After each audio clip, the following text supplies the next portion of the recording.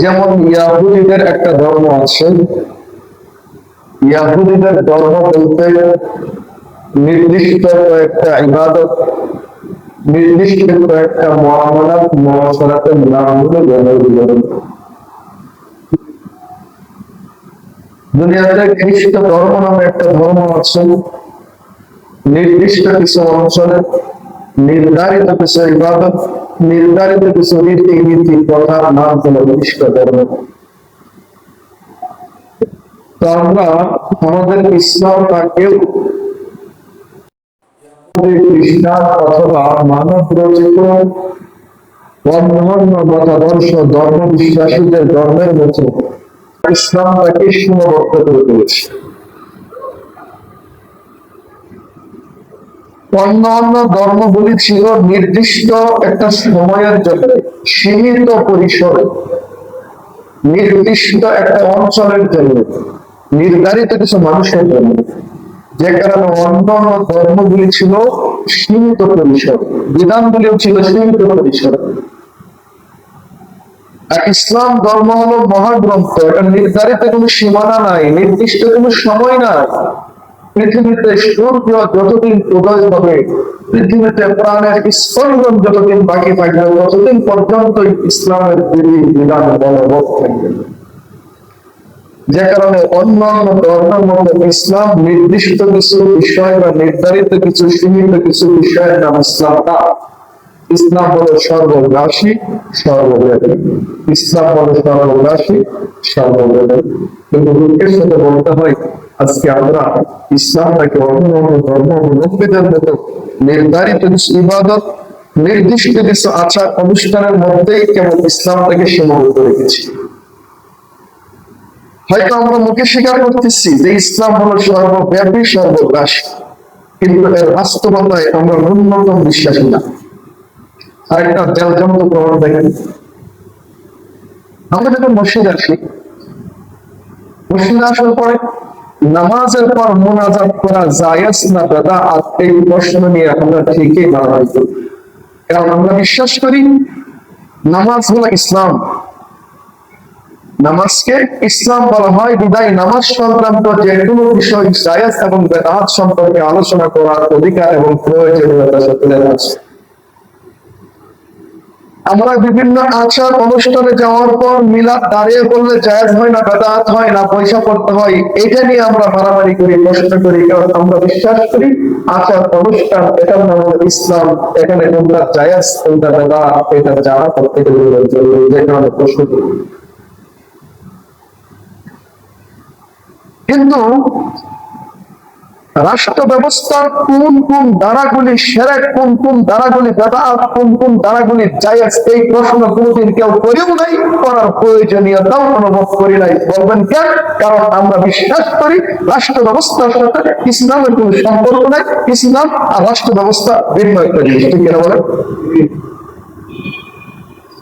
তাহলে ইসলাম সর্বগ্রাসী হলো কিভাবে, সর্বব্যাপী হলো কিভাবে?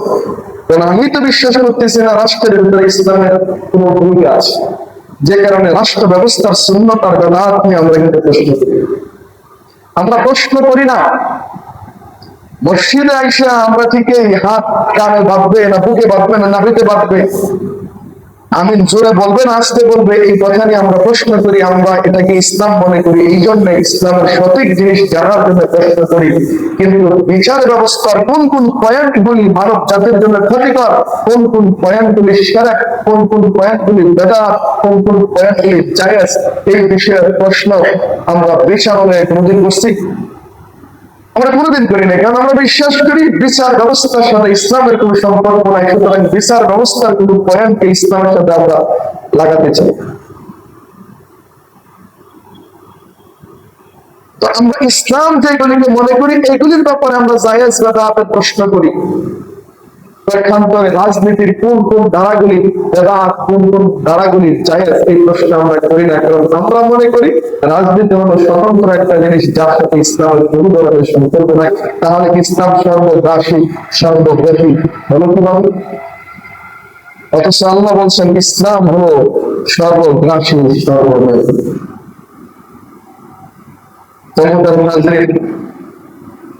এই জন্য দেখবেন ইসলামের মৌলিক বিশ্বাসের একটা অংশ হলো মানুষ এবং মানবতার সাথে দূরান্তের সম্পর্ক যদি কোনো জিনিসের সাথে থাকে, ন্যূনতম সম্পর্কও যদি কোনো জিনিসের সাথে থাকে, ওই বিষয়টাকেও ইসলাম স্পষ্ট ভাবে তুলে ধরেছে।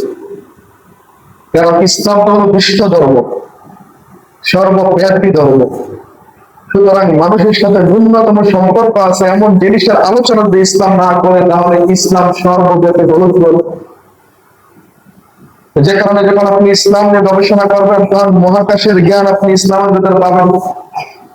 যে সমস্ত চিন্তা গবেষণা মহাশূন্যের মহাবিজ্ঞান মহাকাশ বিজ্ঞানের গবেষণা করতে গিয়ে যে সমস্ত জায়গায় বিজ্ঞান থেমে যায়, ওই জায়গায় গিয়ে দেখেন ইসলাম সমাধান দিয়ে দিয়েছে। কারণ ইসলাম জানে এই বিষয়টা নিয়ে একদিন ইসলাম মানুষ গবেষণা করবে। সুতরাং ইসলাম যদি ওই জটিল সমস্যার সমাধান আপনাকে আগেই না দেয়, তাহলে ইসলাম সর্বব্যাপী পাবেন। মানুষ এবং মানবতার সাথে ন্যূনতম সম্পর্ক যদি কোনো জিনিসের সাথে থাকে, ওই জিনিসের আলোচনাও ইসলাম পরিষ্কার স্পষ্ট ভাবে তুলে ধরেছে। কারণ ইসলাম হল সর্বব্যাপী ধর্ম। তাহলে বুঝে থাকলে বলেন, ন্যূনতম সম্পর্কের জিনিসটাও যদি ইসলাম আলোচনা করে থাকে, তাহলে যে সকল জিনিসের সাথে মানুষ এবং মানবতার শুধু ন্যূনতম সম্পর্ক না, শুধু গভীর সম্পর্ক না, বরং গভীর থেকে গভীরতম সম্পর্ক, এমন বিষয়ের আলোচনা ইসলাম করছে কি করে নেই বলেন? বুঝছে না? যদি কেউ বিশ্বাস করে যে এমন বিষয়ের আলোচনা ইসলামে নাই, তাহলে ইমানের ভিতরে সমস্যা হয়ে যাবে। ইমানের সমস্যা হবে। রাষ্ট্রনীতির সাথে মানুষের কি দূরতম সম্পর্ক না গভীর সম্পর্ক বলেন? বিচার ব্যবস্থার সাথে মানুষের কি দূরতম সম্পর্ক নাকি গভীর সম্পর্ক? অর্থনীতির সাথে টাকা পয়সার সাথে মানুষের দূরতম কোন সম্পর্ক নাই, গভীর থেকে গভীরতম সম্পর্ক। শুধু গভীরতম সম্পর্ক না, মন্ত্রী বলেন, ম্যাজিস্ট্রেট বলেন, প্রধানমন্ত্রী বলেন, বিজ্ঞান বলেন, ডাক্তার বলেন, সাধারণ মানুষ বলেন, এমনকি পাগলেরও টাকা প্রয়োজন। সুতরাং অর্থনীতির সাথে মানুষের গভীর থেকে গভীরতম সম্পর্ক। ইসলাম তো ন্যূনতম সম্পর্ক আছে এমন বিষয়টাকেও ছাড়া নাই, তাহলে রাষ্ট্র ব্যবস্থার সাথে ইসলামের গভীরতম, মানুষের গভীর থেকে গভীরতম সম্পর্ক, বিচার ব্যবস্থার সাথে ইসলামের মানুষের গভীর থেকে গভীরতম সম্পর্ক, অর্থনীতির সাথে মানুষের গভীর থেকে গভীরতম সম্পর্ক। যে কারণে রাষ্ট্র ব্যবস্থা, বিচার ব্যবস্থা, অর্থনীতি, এই সকল বিষয়ে ইসলাম এত বিস্তৃত আলোচনা করেছে, এত বিস্তারিত আলোচনা করেছে। কারণ ইসলাম জানে এই বিষয়গুলির সাথে মানুষের একেবারে হৃদয়ের গভীর সম্পর্ক। সুতরাং ইসলাম যদি এই বিষয়ের সমস্যার সমাধানগুলি পরিষ্কার ভাবে তুলে না ধরে, তাহলে ইসলাম কখনোই সর্বব্যাপী ধর্ম হতে পারে। এদের পক্ষে গত কয়েকদিন ধরেই আমি আমাদের সাথে গভীরতম সম্পর্ক যে জিনিসটা অর্থনীতি, এই অর্থনীতি নিয়ে কিছু কথা আলোচনা করেছিলাম। আলোচনা করার পরে অনেকেই সরাসরি জিজ্ঞাসাই করেছে, আবার অনেকেই হয়তো জিজ্ঞাসা করে নাই, কিন্তু তার কথা থেকে বোঝা গেছে যে হুজুর আপনাদের কাজ হচ্ছে নামাজ নিয়ে কথা বলবেন, রোজা নিয়ে কথা বলবেন, জিকির আজকের ওয়াজ করবেন, হজ যাকাতের ওয়াজ করবেন, এর টাকা কামানি, ব্যবসা করা, চাকরি করা, টাকা ইনকাম করা, টাকা দেওয়া, এই সমস্ত বিষয় নিয়ে আলোচনা করেন। এইগুলি কি আপনাদের আলোচনার বিষয়? কথা বুঝেন নাই? তাই প্রশ্ন করার অর্থ হচ্ছে সে আসলে ইসলাম বুঝি নাই, সে ইসলাম মনে করছে নামাজ, সে ইসলাম মনে করছে জিকির আজকার, ইসলাম মনে সে কোরআন তেলাওয়াত আর হজ যাকাত। যে অর্থনীতির সাথে মানুষের গভীর থেকে গভীরতম সম্পর্ক, হাসরের মাঠে কিয়ামতের দিন অধিকাংশ মানুষ জাহান্নামে যাবে যে জিনিসের কারণে, তার নাম হচ্ছে অর্থনীতি। অধিকাংশ মানুষ জাহান্নামে যাবে যে জিনিসের কারণে, সেটার নাম হচ্ছে সম্পদ।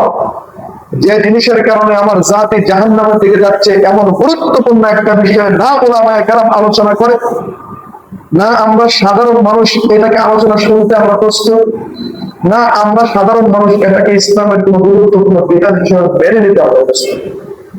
যে কারণে আজকে আমরা মনে করতেছি ইসলাম বলতে নামাজের কথা বলবে, রোজার কথা বলবে, হজের কথা বলবে।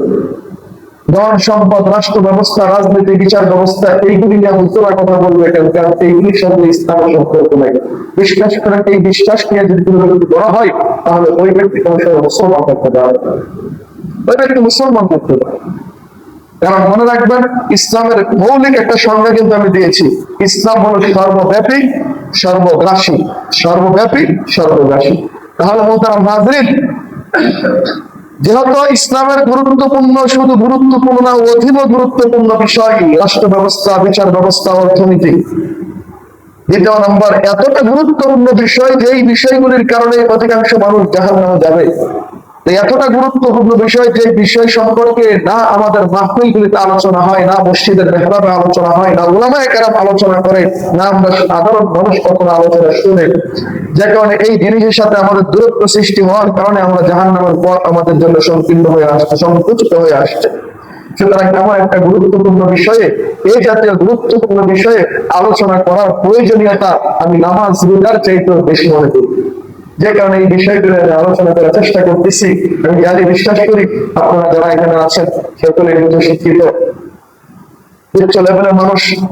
যে কারণে এই বিষয়গুলি সব দেশে আলোচনা করা যায় না, কিন্তু আপনারা আলোচনাগুলি বুঝেন, শুনেন। আপনাদেরকে পরিকল্পনা টার্গেটে নিয়ে কিন্তু আমি আলোচনাগুলি করি। আবার আমি আমার প্রশ্নের আরেকটা উত্তর দিয়ে আমি আমার মূল আলোচনার দিকে আগাবো। এবং আজকে আমি এই বিষয়ে, অর্থনীতির এই বিষয়টা আজকে আমি আলোচনার ভিতরে হিসেবে শেষ করে দেবো।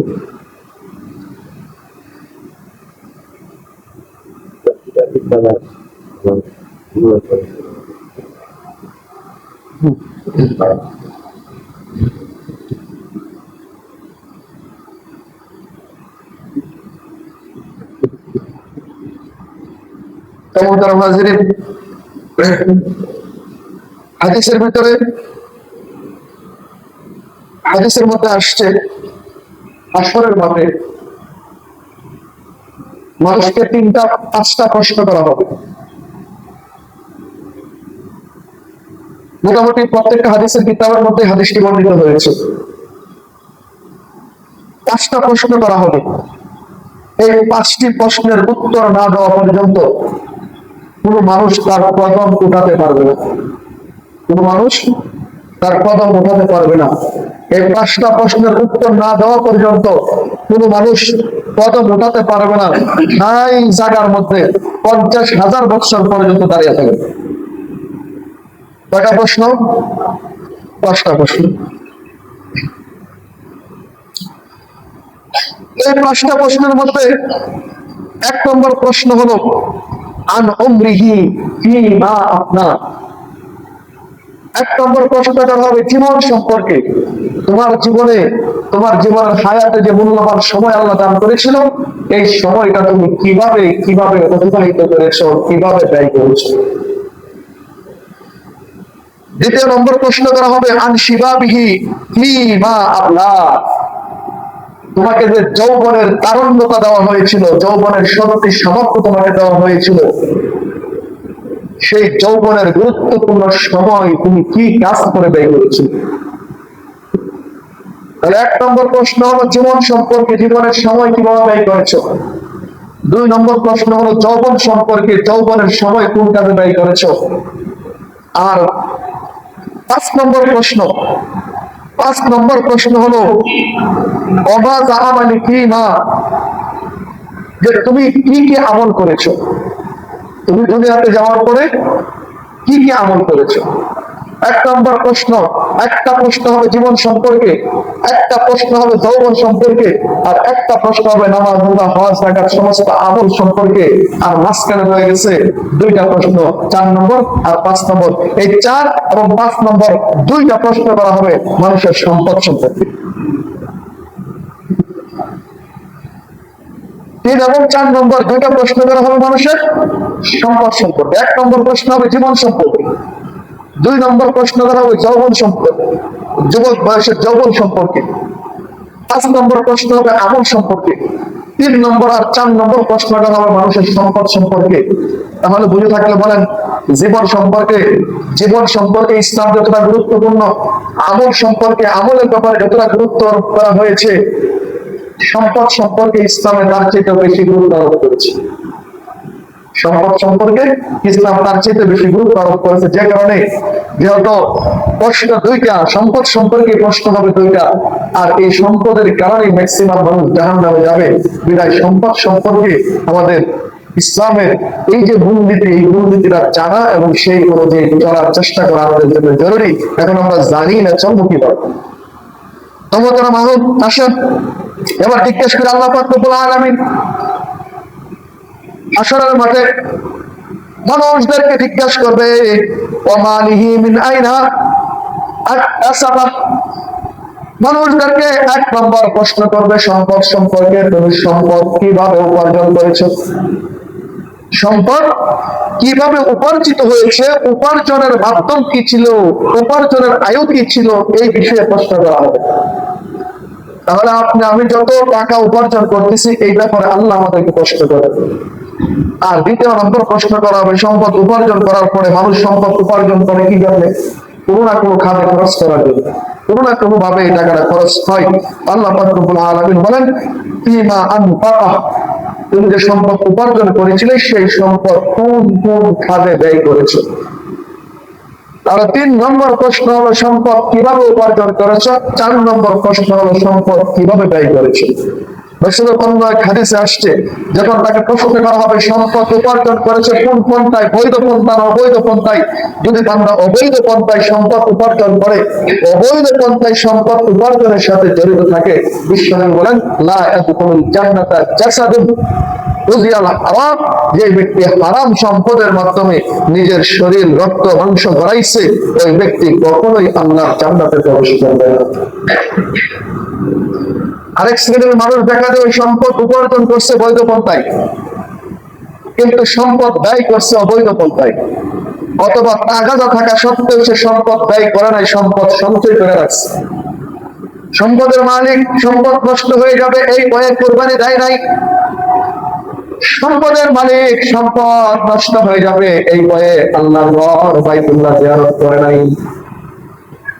সম্পদের মালিক টাকা নষ্ট হবে এই জন্য নিজের বিবি বাচ্চা বউ বাচ্চার যথার্থ হক আদায় করে নাই, নিজের বোনের হকটাও ঠিক মতো আদায় করে নাই, নিজের ভাইয়ের হকও আদায় করে নাই।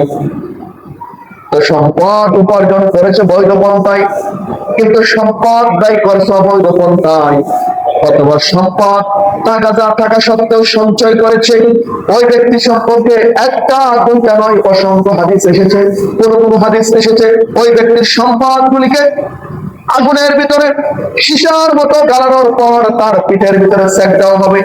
কোন কোন হাদিসে আসছে ওই সম্পদ গুলি বিষাক্ত সাপ হয়ে তার গলায় পেঁচিয়ে ধরবে, আর তাকে বলবে আমি তোমার সম্পদ, যে সম্পদ তুমি সঞ্চয় করেছিলাম।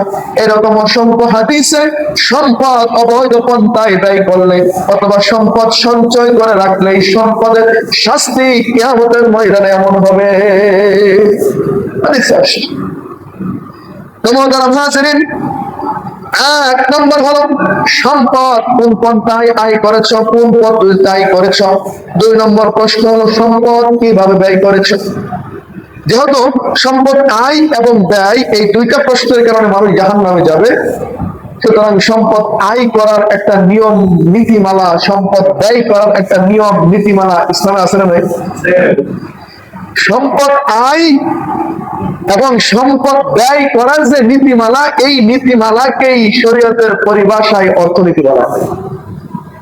তাহলে অর্থনীতির 1 নম্বর সংজ্ঞা, যে সংজ্ঞাকে শরীয়তের ভাষায় তারিফে লাকাবি বলা হয়, অর্থনীতির সংজ্ঞা হলো অর্থ উপার্জন এবং অর্থ ব্যয় করার যে নীতিমালা, এই নীতিমালাকেই অর্থনীতি বলা হয়।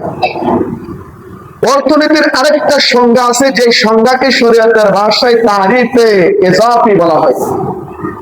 তারিফে ইজাফি হলো অর্থনীতি, এখানে 2টা শব্দ, একটা হচ্ছে অর্থ আর একটা নীতি। তারিফে ইজাফি বলা হয় অর্থ কাকে বলে, নীতি কাকে বলে, 2টা ভিন্ন ভিন্ন সংজ্ঞা দেওয়া। আমার কাছে মনে হইল এই সংজ্ঞাটাও আমাদের জানা দরকার, কারণ যেহেতু অর্থের সাথে আমাদের সকলের সম্পর্ক, আর অর্থ সঠিক পন্থায় উপার্জন না করলেও জাহান্নাম, ভুল পন্থায় ব্যয় করলেও জাহান্নাম। সুতরাং এই অর্থনীতির এই মৌলিক পয়েন্টগুলো আমাদের জানা দরকার। অর্থনীতির ভাষায় অর্থ কাকে বলে, অর্থনীতির ভাষায় অর্থ বলা হয় সম্পদকে। সম্পদ কাকে বলে? সম্পদ বলা হয় মানুষের উপভোগ্য সামগ্রী। মানুষ যত জিনিস উপভোগ করে এই উপভোগ সামগ্রীকেই অর্থনীতির ভাষায় সম্পদ বলা হয়। তাহলে সম্পদের সংজ্ঞা হলো মানুষ যত বস্তু উপভোগ করে উপভোগ্য সামগ্রীকেই সম্পদ বলা হয়। যেমন কোরআনের মধ্যে আসছে, আল্লাহ রাব্বুল আলামিন বলেন, হুয়াল্লাযী খালাকা লাকুম মা ফিল আরদি জামিআন। অন্য আয়াতে আল্লাহ বলেন, ওয়াসাখারাস সামাওয়াতি ওয়াল আরদ। আল্লাহ বলেন আসমান আর জমিন, আসমান জমিনের মধ্যে যা কিছু আছে সব কিছু বানাইছি তোমাদের উপভোগের জন্য। তোমাদের সেবক হিসেবে সবকিছু তৈরি করেছি, তোমাদের উপভোগের জন্য তৈরি করেছি। তো অর্থনীতির ভাষায় উপভোগ্য সামগ্রীকেই সম্পদ বলা হয়। তাহলে সূর্যের আলো আমরা উপভোগ করি, অর্থনীতির ভাষায়, আল্লাহর ভাষায় এটাও হলো সম্পদ। রাত্রের চাঁদের স্নিগ্ধতা আমরা উপভোগ করি, অর্থনীতির ভাষায় এটাও সম্পদ।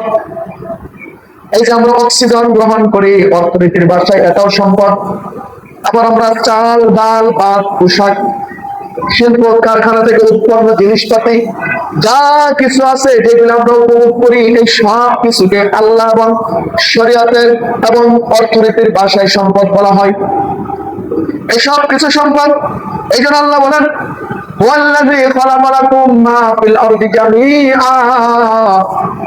আল্লাহ তাআলা তিনি যিনি সৃষ্টি করেছেন আসমান আর জমিনে যা কিছু সবকিছু তোমাদের উপভোগ্য করে। এজন্য আসমানটাও আমাদের সেবা করে, আমাদের উপভোগ্য সামগ্রী, জমিনটাও আমাদের সেবা করে, আমাদের উপভোগ্য সামগ্রী। আর মানুষের উপভোগ্য সামগ্রী সমস্ত জিনিসকে অর্থনীতির ভাষায় সম্পদ বলা হয়। এই হলো সম্পদের সংজ্ঞা। সম্পদ দুই প্রকার। সম্পদ হলো দুই প্রকার। এক প্রকার সম্পদ যে সম্পদ মূল্যের বিনিময়ে কেনা বেচা হয়, আরেক প্রকার সম্পদ যেগুলি মূল্যের বিনিময়ে কেনা বেচা করা সম্ভব না, মূল্য নির্ধারণ করা সম্ভব না, অমূল্য সম্পদ যেগুলিকে আমরা বলি। এক প্রকার সম্পদ মূল্যের বিনিময়ে কেনা বেচা হয়, যেমন চাল, ডাল, পোশাক, এগুলি মূল্যের বিনিময় কেনা বেচা হয়। যে সকল সম্পদ মূল্যের বিনিময় কেনা বেচা হয় এই সমস্ত সম্পদকে অর্থনীতির ভাষায় মাল বলা হয়। এই সমস্ত সম্পদকে কি বলে? মাল বলে। আল্লাহ বলেন কোরআনের ভিতরে, আল মাল ওয়াল বানুনা যিনাতুল হায়াতিদ দুনিয়া। মাল এবং তোমাদের ধন সম্পদ, মাল মানে তোমাদের ধন সম্পদ এবং স্ত্রী সন্তান দুনিয়াতে তোমাদের জন্য পরীক্ষা। তাহলে অর্থনীতির ভাষায় যে সকল সম্পদ মূল্যের বিনিময়ে লেনদেন করা যায়, কেনা বেচা করা যায়, এইগুলিকে মাল বলা হয়। আরেক প্রকার সম্পদ যে সমস্ত সম্পদ মূল্যের বিনিময়ে লেনদেন করা যায় না, মূল্য নির্ধারণ করা যায় না, অমূল্য সম্পদ। যেমন ধরেন এই যে অক্সিজেন নিচ্ছি আমরা, সূর্যের আলো নিচ্ছি আমরা, এই যে অক্সিজেন নিচ্ছি এটার মূল্য নির্ধারণ করা সম্ভব? এটা মূল্য দেওয়া সম্ভব বলেন? এটা মূল্য দেওয়া সম্ভব না, অমূল্য সম্পদ। যে সকল সম্পদ মূল্যের বিনিময়ে লেনদেন করা যায় না এই সমস্ত সম্পদকে অর্থনীতির ভাষায় মাতা বলা হয়। যে সকল সম্পদ মূল্যের বিনিময়ে কেনা বেচা করা যায় এই সমস্ত সম্পদকে অর্থনীতির ভাষায় মাল বলে। যে সকল সম্পদ মূল্যের বিনিময়ে কেনা বেচা করা যায় না এই সমস্ত সম্পদকে মাতা বলা হয়। যেমন বিশ্বনবী হাদিসের মধ্যে বলছেন, আদ-দুনিয়া কুল্লু মাতা ওয়া খায়রুল মাতা ইমরাতুন সালিহা। বিশ্বনবী বলেন, এই দুনিয়ার ভিতরে আল্লাহ তোমাদের জন্য দুনিয়াটাকে মাতা বানাইছেন। মাতা মানে এমন সম্পদ বানাইছেন যেগুলি মূল্য দেওয়া সম্ভব না, এমন সম্পদ বানাইছেন যেগুলির মূল্য দেওয়া সম্ভব না, অমূল্য সম্পদ, অমূল্য রত্ন। আর তোমাদের জন্য আল্লাহর সৃষ্টির ভিতরে সবচাইতে অমূল্য সম্পদ, সবচাইতে দামি সম্পদ, যে সম্পদ কোনদিন মূল্য নির্ধারণ, মূল্য পরিশোধ করবা দূরের কথা, মূল্য নির্ধারণ করাও দুনিয়ার মানুষের পক্ষে সম্ভব না, ওই সম্পদের নাম হলো ইমরাতুন সালিহা, নেককার স্ত্রী। সুবহানাল্লাহ। আল্লাহ রাসূল কি বললেন? গোটা দুনিয়াটা হলো তোমাদের জন্য মাতা, আর সর্বোত্তম মাতা হলো তোমাদের ঘরের নেককার স্ত্রী। অন্য এক হাদিসে রাসূল বলেন, আমরাতুম মুমিনাতুন তামুতু আইনু রাজুল আলাল ঈমান। নেককার একজন বিবি যে তার স্বামীকে, তার বাবাকে নেকের উপর চলতে সহযোগিতা করে, এরকম নেককার একজন স্ত্রী। আল্লাহর কাছে এই আসমান আর জমিন আপনি যা কিছু দেখতেছেন, স্বর্ণ মুদ্রা হীরা মানিক দুনিয়ার যত সম্পদ আছে, সমস্ত সম্পদের কাছে আল্লাহর কাছে ওই নেককার স্ত্রীটার দাম বেশি। সুবহানাল্লাহ বলবেন না? নারীর মর্যাদা ইসলাম কোথায় নিয়ে গেছে? নারীর মর্যাদা ইসলাম কোথায় দিয়েছে? বুঝে থাকলে বলেন, নেককার স্ত্রীকে আল্লাহ পাক রব্বুল আলামিন বিশ্বনবী মাল বলছেন যেগুলি কেনাবেচা করা সম্ভব, নাকি মাতা বলছেন যার মূল্য নির্ধারণ করা সম্ভব না?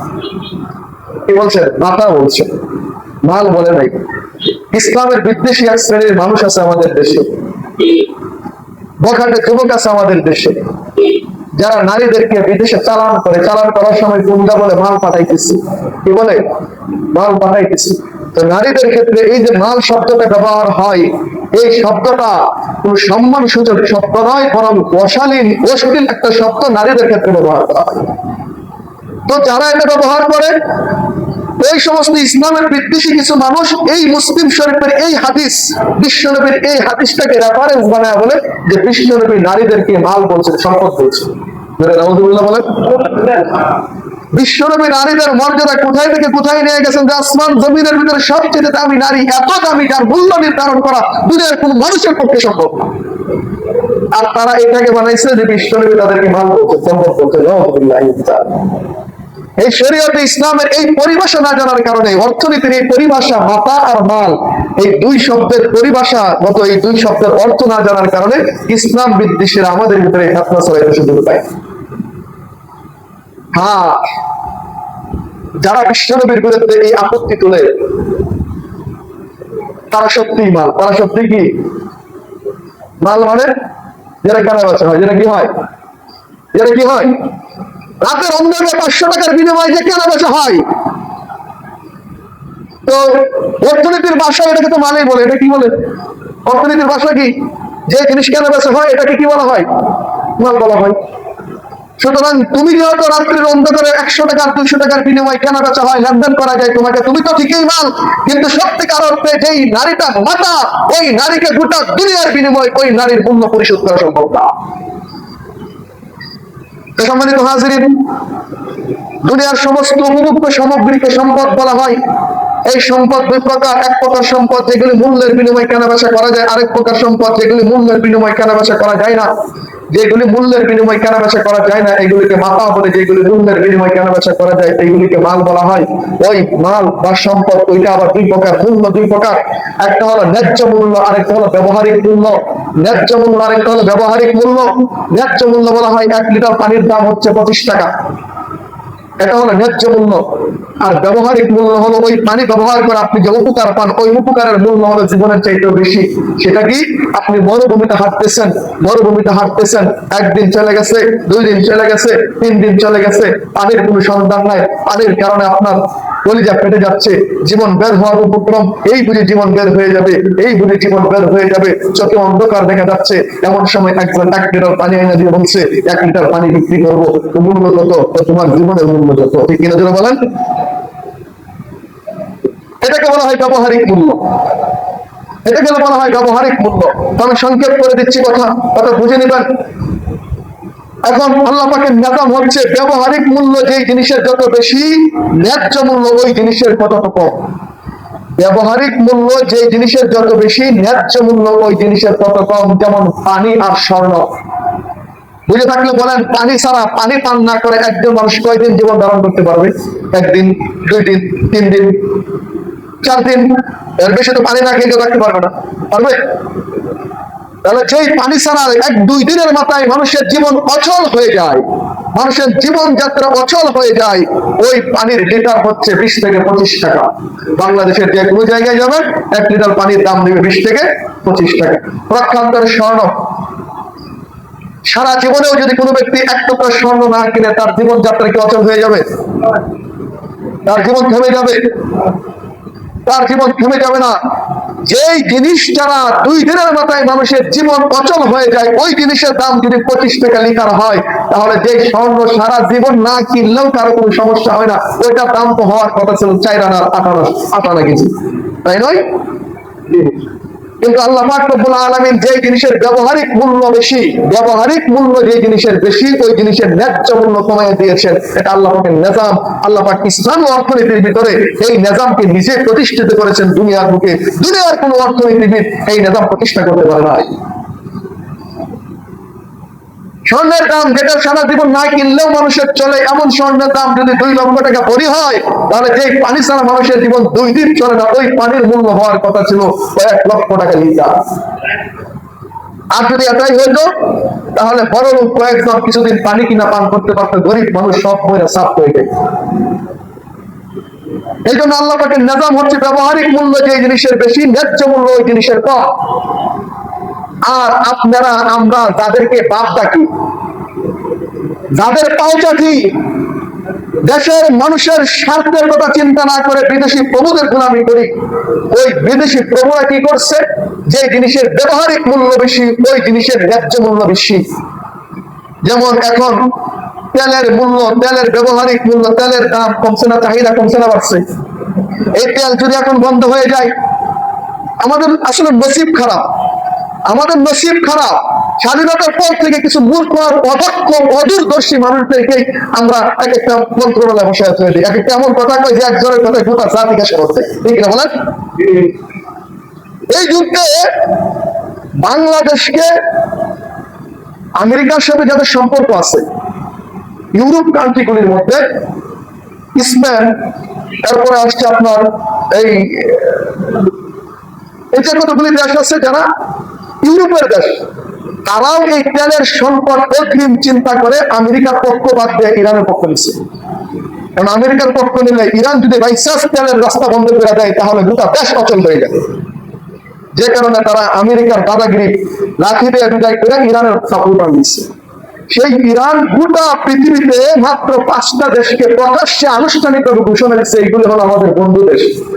এদের তেলের জাহাজ আমরা বন্ধ করবো না, এদের তেলের জাহাজ আমরা নিজেরা নিজেদের নিরাপত্তায় এদের দেশে পৌঁছে দিব। 5টা দেশ। তো ভাগ্যবশত ওই 5 দেশের ভিতরে বাংলাদেশের নাম ছিল। বাংলাদেশকে তারা বন্ধু দেশ ঘোষণা দিচ্ছে। এই ঘোষণা দেওয়ার 2 দিন পরেই এক আহম্মদ নিজের দাদাগিরি জাহের করতে যায় ইরানের বিরুদ্ধে গিয়ে আমেরিকার পক্ষে সাপোর্টার চাপা শুরু করছে। আমেরিকারা কি করছে? চাপা শুরু করছে। এই আমেরিকারা চাচ্ছে যে জায়গায় আমেরিকার পক্ষ নেওয়ার কারণে গোটা পৃথিবীর বিরুদ্ধে ইরান যুদ্ধ ঘোষণা করছে, আর সেই ইরানের তেল ছাড়া গোটা দেশ অচল হয়ে যায়, গোটা বিশ্ব অচল হয়ে যায়। সেই জায়গায় ইরান আমাদেরকে বলছে ঠিক আছে তোমরা তেল নাও। আর রাজনৈতিক দুর্দশাটা কি ছিল? এই নামে তুমি আমেরিকার পক্ষে বলার দরকার নাই, ইরানের পক্ষে বলার দরকার নেই, তুমি চুপ থাকো। এটাই তো রাজনৈতিক দুর্দশা, ঠিক না? এই জায়গায় তোমার কে কইছে আমেরিকা তোমার বাপের বাপ টাকার লেগে? ওই বাপ থাকতে গেছে, ইরান আস্তে করে তেলের রাস্তা বন্ধ করে দিয়েছে। সর্বশেষ বাংলাদেশের যে জাহাজ, তেলবাহী জাহাজ, এইটাও এখন ইরানের ভিতরে আজকে প্রায় 40 ঘন্টা ধরে আটকে পড়ে আছে। 40 ঘন্টা ধরে আটকে পড়ে আছে। এক লোক, এক আহম্মকের কথাই গোটা দেশের মানুষকে আসলে দিবে। আর এই অবস্থায় চলতে থাকে, তাহলে আগামী 1 সপ্তাহ পরে গোটা দেশ অচল হয়ে যাবে। তোমার কারণ হাজরিন, আমি এটা বোঝানো অর্থ না, আমি বোঝানো অর্থ হচ্ছে তাহলে তেলের মূল্যটা কত? যেহেতু তেলের মূল্যটা, ব্যবহারিক মূল্যটা এখন বেশি, যে কারণে আপনি আমার দাদাগিরি যারা, তারা আমাদেরকে অর্থনীতি শিখায়, তারা এই মুহূর্তে তেলের দাম কমাইবো না বাড়াইবো? বলেন বাড়াইবো না বাড়াইবো? অথচ আল্লাহ এই মুহূর্তে দাম কমাইছে, আর তারা এই মুহূর্তে দাম বাড়াইছে। এই হলো ব্যবহারিক মূল্য আর হলো ন্যায্য মূল্য। কথাটা আমি বুঝাইতে পারছি? এটাকে বলা হয় সম্পদ। 2 নম্বর হলো নীতি। এই সম্পদ উপার্জন আর ব্যয়ের নীতিকে নীতিমালা বলা হয়। এই দুইটাকে মিলাই অর্থনীতি। নীতিমালা প্রণয়ন করবে কেনা? দুনিয়ার প্রত্যেকটা মানুষের অর্থের প্রয়োজন আছে না নাই বলেন? দুনিয়ার বিজ্ঞান বলেন, ডাক্তার বলেন, ইঞ্জিনিয়ার বলেন, প্রত্যেকের অর্থের প্রয়োজন। এখন দুনিয়ার কোনো মানুষকে যদি অর্থ নীতি প্রণয়ন করার অধিকার দেওয়া হয়, যেহেতু যে ব্যক্তিকে অর্থনীতি প্রণয়ন করার অধিকার দিয়েছি, ওই ব্যক্তি নিজেরও অর্থের প্রয়োজন আছে। সুতরাং ওই ব্যক্তি অর্থনীতি প্রণয়ন করলে নিজের নিজের স্বার্থ বিসর্জন দিয়ে অন্যের স্বার্থ রক্ষা করে কি সে অর্থনীতি প্রণয়ন করবে? নাকি অন্যের স্বার্থ জলাঞ্জলি দিয়ে নিজের স্বার্থ রক্ষা করে প্রণয়ন করবে? নিজে ঠকবে, নিজের আয় উপার্জন কঠিন হয়ে যাবে এমন কোন পন্থায় কি সে অর্থনীতি প্রণয়ন করবে? সে যখন প্রণয়ন করবে তখন অবশ্যই এই অবস্থায় প্রণয়ন করবে যেন নিজের ইনকাম সোর্সটা একটু ভালো থাকে, নিজের আয়টা ভালো থাকে। এই পন্থায় সেটাই করবে, এই পন্থায় সেটা প্রণয়ন করবে। অর্থাৎ অন্যের স্বার্থ বিসর্জন দিয়ে নিজের স্বার্থ ষোলো আনা রক্ষা করেই সে অর্থনীতি প্রণয়ন করবে। সুতরাং এই অর্থনীতির মাধ্যমে কখনো ইনসাফ প্রতিষ্ঠা হবে না, ইনসাফ প্রতিষ্ঠা হবে না। দ্বিতীয় নম্বর হচ্ছে দুনিয়ার মানুষ তাদের জ্ঞান হলো সীমিত, সীমিত জ্ঞান দিয়ে যদি নীতিমালা প্রণয়ন করে তাহলে যেই বিষয়ে তার জ্ঞান আছে ওইখানে তার নীতিমালা চলবে, যে বিষয়ে জ্ঞান নাই ওইখানে তার নীতিমালা অচল। সুতরাং কিছু জায়গায় চলবে, কিছু জায়গায় চলবে না, এমন নীতিমালা দেওয়া পৃথিবী চলে না। সুতরাং মানুষ কখনো অর্থনীতি প্রণয়ন করার অধিকার রাখে না, কারণ মানুষ যদি অর্থনীতি প্রণয়ন করে, যে অর্থনীতি প্রণয়ন করবে যেহেতু তারও অর্থের প্রয়োজন, সুতরাং সে যখন অর্থনীতি প্রণয়ন করবে সে তার স্বার্থ রক্ষা করে অন্যের স্বার্থ জলাঞ্জলি দিয়ে সে অর্থনীতি প্রণয়ন করবে। এই অর্থনীতির মাধ্যমে কোনোদিন এই পৃথিবী কোনোদিন ডেভেলপ হতে পারবে না। প্রকান্তরে এই দুটোটা আল্লাহর মধ্যে আছে। আল্লাহ পাকের অর্থের প্রয়োজন নাই, অর্থের মুখাপেক্ষী না। যেখানে আল্লাহ যদি অর্থনীতি প্রণয়ন করেন তাহলে ওই অর্থনীতি হবে মানুষ এবং মানবতার কল্যাণে। আর আল্লাহ যেহেতু সর্ববিষয়ে জ্ঞাত, সর্ববিষয়ে জ্ঞানী, যে কারণে আল্লাহ পাক রব্বুল আলামিন যে নীতিমালা প্রণয়ন করবেন ওই নীতিমালা প্রত্যেক জায়গায় 100% কার্যকর হবে। ঠিক না বলেন? তাহলে দুনিয়ার কোনো মানুষ অর্থনীতি প্রণয়ন করার অধিকার রাখে না দুই কারণে। এক কারণ হচ্ছে দুনিয়ার মানুষ নিজেই অর্থের মুখাপেক্ষী, যে কারণে তার দ্বারা অর্থনীতি ইনসাফপূর্ণ অর্থনীতি প্রণীত হবে না। দুই নম্বর, দুনিয়ার মানুষের জ্ঞান হলো সীমিত, সীমিত জ্ঞান দিয়ে অসীম সমস্যার সমাধান করা সম্ভব না। সম্মানিত হাজিরিন, যে কারণে বর্তমান বিশ্বে আমাদের 3 রকম অর্থনীতি প্রচলিত আছে। 2 রকম অর্থনীতি মানব রচিত, মানুষে বানাইছে। 2 রকম অর্থনীতি মানব রচিত, মানুষে বানাইছে। 1 রকম অর্থনীতি আল্লাহ বানাইছে। মানুষের মানব রচিত অর্থনীতি একটা হলো ক্যাপিটালিজম, আরেকটা সোশ্যালিজম, একটা হলো পুঁজিবাদ, আরেকটা হলো সমাজবাদ। যে পুঁজিবাদের উপর আমাদের দেশ এবং গোটা পৃথিবী এখন চলতেছে, গোটা পৃথিবী এখন চলতেছে। পুঁজিবাদের মূল সংজ্ঞা, মূল থিওরি হচ্ছে ধরো মারো খাও। সমাজবাদের মূল থিওরি হচ্ছে তোমার যা আছে সব সরকারকে দিয়ে দাও, তোমার বউটাও সরকারের, তোমার জায়গাটাও সরকারের, তোমার ঘরটাও সরকারের, তোমার সরকার তোমাকে যেভাবে বন্টন করে দেবে এইভাবে তুমি ভোগ করবা। এটা হলো পুঁজিবাদ। এই পুঁজিবাদের মাধ্যমে মানুষকে মানুষের গোলাম বানানো হয়েছে। এটা ইসলাম সমর্থন করেন, এটা বিলকুল হারাম এবং শিরক। দ্বিতীয় নম্বর হলো পুঁজিবাদ। এই পুঁজিবাদের অর্থনীতি মানে হলো, পুঁজিবাদের অর্থনীতি মানে হলো সুদ ভিত্তিক অর্থনীতি। সুদের লেনদেন বাড়ায় দাও, যে কোনো পন্থায় উপার্জন করো, যে কোনো পন্থায় উপার্জন করো, উপার্জিত সম্পদ সম্পূর্ণটাই তোমার, এখানে আর কারো কোনো হক নাই। এটা হলো পুঁজিবাদের মূল থিওরি। আর ইসলামের থিওরি মাঝামাঝি, ইসলামের থিওরি মাঝামাঝি। এই ইসলামের থিওরি সম্পর্কে আমরা আলোচনা বলবো না। আমি শুধু এই যে এখানে পুঁজিবাদ যেটার উপর আমরা চলতেছি, এই পুঁজিবাদের সম্পর্কে আমি 1 মিনিটে আমার মূল আলোচনা সমাধান টানবো। এই পুঁজিবাদী এটা হলো অর্থনীতি। অর্থনীতিতে সুদ ভিত্তিক লেনদেনের 6 লাভ ঘটাইছে। সুদ ভিত্তিক 6 লাভ। এই যে আমি যারা এখানে গরিব মানুষ আছি, আমার দেশে যারা গরিব মানুষ আছে, প্রায় 17 লক্ষ মানুষ ভূমিহীন আছে। আমার দেশের মানুষ এখনো না খেয়ে মরে, গোটা পৃথিবীতে অনেক মানুষ এখনো না খেয়ে থাকে। এই যে গরিব মানুষ, আমি বলবো এই গরিব থাকার পিছনে এই পুঁজিবাদী অর্থনীতি হলো সবচেয়ে বড় দায়ী। পুঁজিবাদী অর্থনীতির কারণে আজকে আমি গরিব। বলবেন হুজুর কিভাবে সম্ভব? আমি আপনাকে বলি, বাংলাদেশ সরকার মনে করেন 1000 কোটি টাকা লোন আনছে। 1000 কোটি টাকা লোন আনছে, 1000 কোটি টাকা লোন আনছে। লোন কি এমনিতেই দিছে না এর মধ্যে সুদ আছে? সুদ আছে না? সুদ কি ধরেন 100 টাকায় তাকে 10 টাকা সুদ দিতে হবে। এই শর্ত 100 টাকায় 10 টাকা সুদ দিতে হবে। এই শর্তে বাংলাদেশ সরকার লোন আনছে। এখন একটু আগে যে পণ্যটার দাম আছে 100 টাকা, এখন যখন সরকার 100 টাকা লোন আইনা এই পণ্যটা বিক্রি করবে, এখন যদি 100 টাকা বিক্রি করে তাহলে আর যে 10 টাকা সুদ দিতে হবে, 10 টাকা দিবে কে? যে কারণে সরকার বাধ্য হয়ে এখন পণ্যটার দাম বানাইছে কত? 110 টাকা। এখন পণ্যটার দাম কত? 110 টাকা। লোন নেওয়ার আগে যে পণ্যটা আমি 100 টাকা দিয়ে কিনতাম, সুদের উপরে লোন আনার কারণে এখন পণ্যটা আমাকে আবার 110 টাকা দিয়ে কিনতে হচ্ছে। এই যে 10 টাকা করে আপনি আমার গরিব মানুষ, খেটে খাওয়া মানুষের পকেট থেকে নিয়ে যাচ্ছে। এই সুদের কারণে এই 10 টাকা 5 টাকা করে নিতে গরিব মানুষ গরিবে থেকে যায়, আর ধনী যারা তারা ধনী হতে থাকে। এটাই হলো পুঁজিবাদী অর্থনীতি। এই জন্য পুঁজিবাদী অর্থনীতি বলেন, সমাজবাদী অর্থনীতি বলেন, এগুলি দিয়ে কোনোদিন দেশ চলে না, দেশের মানুষ উন্নত হতে পারবে না, কোনোদিন সম্ভব না, কারণ এগুলি মানব রচিত। একমাত্র উন্নতি হতে চাইলে, অর্থনীতি ডেভেলপ করতে চাইলে আফগানিস্তানের মতো তাকিয়ে দেখেন, সম্পূর্ণ আল্লাহর দেওয়া বিধান দিয়ে ইসলাম অর্থনীতি দিয়ে মাত্র 4 বছরের ব্যবধানে পৃথিবীর সবচেয়ে বড় শক্তি ডলারকে এখন টক্কর দেওয়া শুরু করছে। এটাই হলো আল্লাহর দেওয়া অর্থনীতির পাওয়া। আল্লাহ পাক রব্বুল আলামিন এই অর্থনীতি সম্পর্কে কয়েকদিন ধরে যে আলোচনাগুলি করেছি, এই আলোচনাগুলি বুঝে সুদ মুক্ত জীবন ধারণ করার তৌফিক আমাদেরকে দান করো।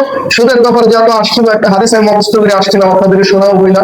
সুদের ব্যাপারে রাসূল যে হাদিসটা বলছিলেন সেটা হচ্ছে, ইন্না ইয়াকুলুর রিবা, যে ব্যক্তি সুদ খায়, সুদ লেখে, সুদ লেনদেন করে, সুদের সাক্ষী হয়, সুদ খায়, সুদ দেয়, সুদ লেখে, সুদের সাক্ষী হয়, লানাতুল্লাহি ওয়া রাসূলুহু, আল্লাহ এবং তার রাসূল, যিনি রাহমাতুল লিল আলামিন, আল্লাহর পক্ষ থেকে, রাহমাতুল লিল আলামিনের পক্ষ থেকে ওই ব্যক্তির উপর লানত, ওই ব্যক্তির উপর লানত। আল্লাহ পাক কোরআনের ভিতরে সূরা বাকারায় পুরোটা 1 পৃষ্ঠা ব্যাপী সুদের ভয়াবহতা সম্পর্কে আলোচনা করছেন, সুদের শাস্তি সম্পর্কে আলোচনা করছেন।